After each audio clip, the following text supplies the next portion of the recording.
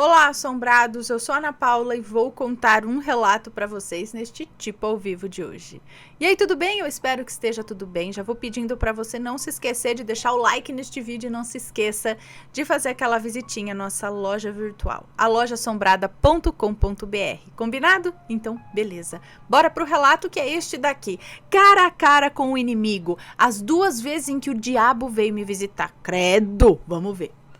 Olá, Ana e assombrados, como estão todos? Tudo bem? Espero que estejam bem e gozando de plena saúde e paz. Volto aqui para contar mais um relato para vocês. Não se preocupe, pois não há nomes neste relato. Ana, minha vida não foi fácil. Eu nasci numa família cristã e desde a infância eu tenho experiências que não são deste mundo. Eu sofri abuso quando eu tinha 7 anos e isso me fez querer morrer. Mas por causa de tudo que aprendi e das minhas convicções, eu sei que essa não é a solução. Havia pouco tempo que eu tinha descoberto os abusos, digamos assim, porque depois que aconteceu eu bloqueei as memórias e embora tenha acontecido quando eu tinha 7 anos, só aos 30 eu me lembrei das coisas. Não era nítido, as lembranças vinham como flashes de memória e para mim foi um choque. Cheguei a questionar a minha própria identidade, porque as lembranças que eu criei eram as mais perfeitas. Foi assim que eu sobrevivi, encobrindo as lacunas deixadas pelos traumas. A primeira reação foi de negação, e eu achava que enquanto aquele absurdo ficasse só na minha mente, era como se não tivesse acontecido. Como me livrei dessa situação sozinha, os meus pais e minhas irmãs não sabiam do que tinha acontecido durante a minha infância. Eu tinha medo de contar aos meus pais. Eu temia que passassem mal, pois os dois são idosos e cardíacos. Porém, com o passar do tempo, o fardo de carregar esse segredo sozinha foi ficando cada vez mais insuportável. Vários gatilhos começaram a surgir e ao ver filmes, séries e reportagens, por exemplo, eu começava a me lembrar aos poucos. Inicialmente coisas aleatórias e sem muito sentido. Porém, cada vez mais eu me lembrava de mais coisas e era como se as peças estivessem se encaixando. Mas eu não queria aceitar essa nova realidade. Eu chorava muito. Muitas vezes chorava até pegar no sono. Em uma noite dessas, eu já deitada para dormir, enquanto chorava, me lembrei que precisava tomar os meus remédios, cerca de 21 comprimidos ao todo. Eu tinha o péssimo hábito de não querer me levantar só para acender a luz do quarto, porque depois eu teria que voltar para apagá-las, é isso? Então eu aproveitava da iluminação que vinha do corredor.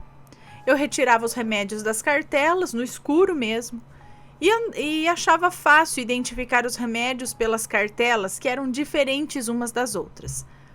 Tomei os remédios e me deitei novamente.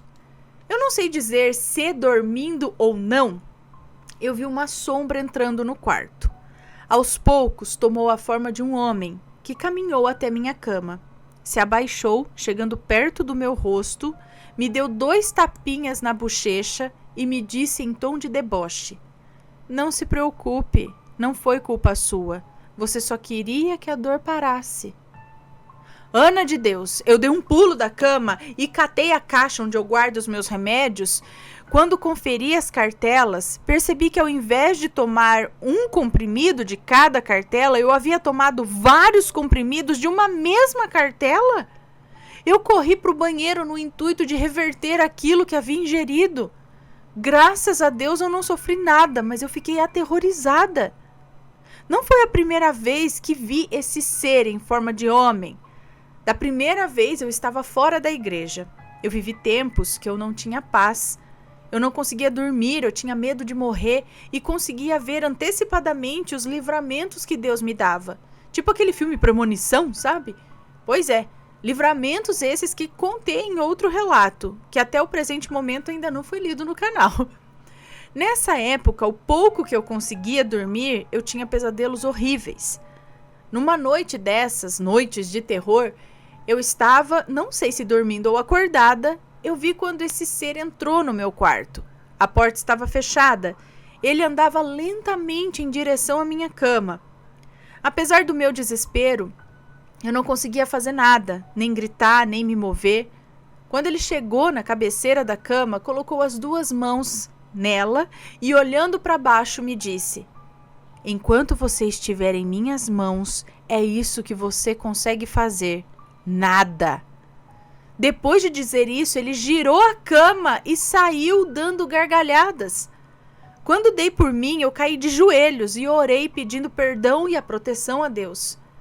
Após esses episódios, eu consegui voltar para a igreja. O que ele disse fez sentido para mim na mesma hora, porque eu estava fora da igreja. E conforme o Evangelho, cremos que se não servimos ao único Deus vivo, então servimos a Satanás. Não existe meio termo. Permita-me ilustrar com uma figura de linguagem. Uma pessoa estava em cima do muro. Não sabia se queria servir a Deus ou ao diabo. Do lado de Deus, os anjos e os salvos gritavam com muita insistência: vem, desce para cá, vem, depressa, saia daí. Porém, do lado oposto, o diabo e seus anjos caídos não se manifestaram. Pareciam nem se importar, cuidando de suas rotinas normalmente, mas do lado de Deus tentavam lhe convencer de todas as formas a descer do muro. Então a pessoa, curiosa com aquilo, resolveu perguntar ao diabo por que eles não tentavam convencê-lo de ir para o lado deles. Foi quando o diabo respondeu: o muro é meu. Esse é o trabalho dele, convencer as pessoas de que existe a opção de não servir a Deus e ainda assim continuar vivendo tranquilamente sem consequências. Portanto, se você está em cima do muro, não se engane. Na verdade, não existe muro.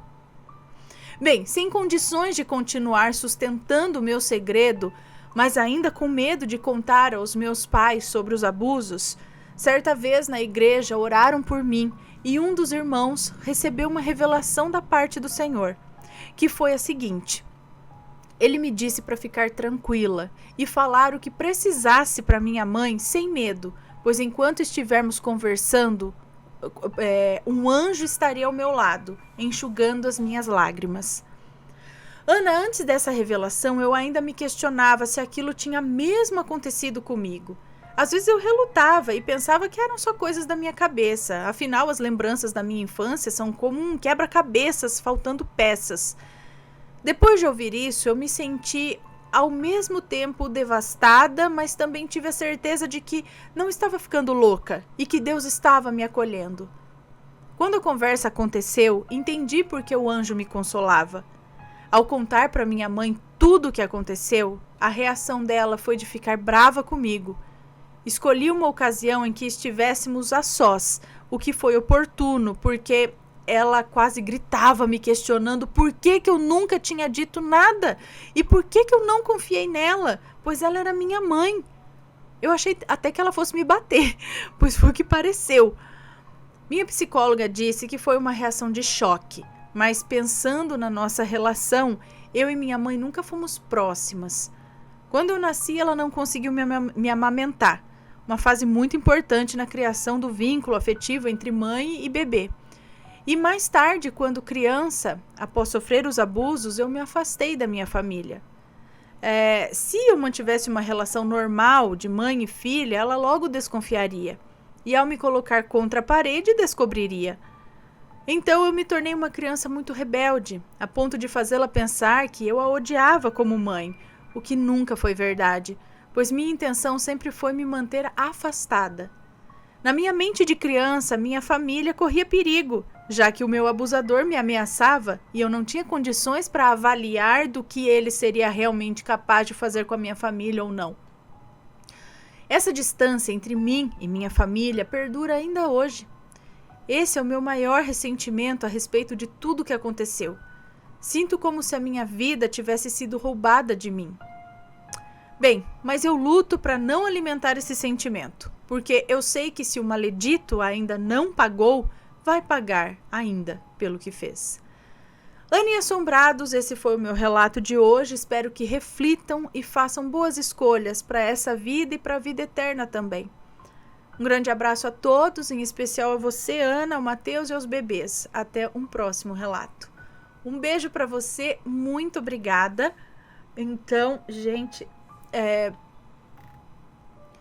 a primeira vez que ela ouviu aquela voz que deu os tapinhas, ele tava... Será que ele enganou a mente dela, que era para ela tomar tudo do mesmo remédio para ela realmente morrer? Por isso que ele falou isso? Não, tudo bem, você fez isso porque você não tinha escolha. Ela falou, fiz o quê? E aí que ela foi ver que tomou os remédios errado ali e tudo. E depois ele foi lá dar mais um toquinho. Então, seria um espírito aí, ou o diabo, né? O próprio. Gente do céu, tenso. E vocês, alguém já passou por uma experiência parecida? Conta pra gente. E se for comentar, que seja com respeito. Ok, pessoal? Esse foi o relato de hoje. Tem um mosquitinho voando aqui. Esse foi o relato de hoje. Espero que tenham gostado. Um grande beijo e a gente se vê no próximo relato. Fui. Tchau, tchau.